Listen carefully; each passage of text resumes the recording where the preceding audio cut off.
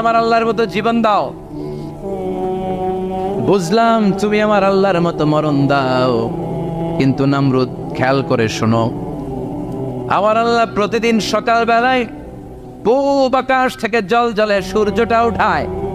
তোমার যদি এরকম কোনো ক্ষমতা থাকে, তুমি আগামীকাল সকাল থেকে পূর্ব দিক থেকে সূর্য না উঠিয়ে পশ্চিম দিক থেকে সূর্যটা উঠাও।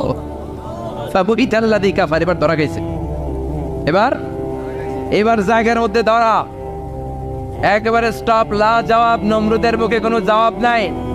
এবার নমরুদের মেজাজ নরম নাকি গরম? কথা কন।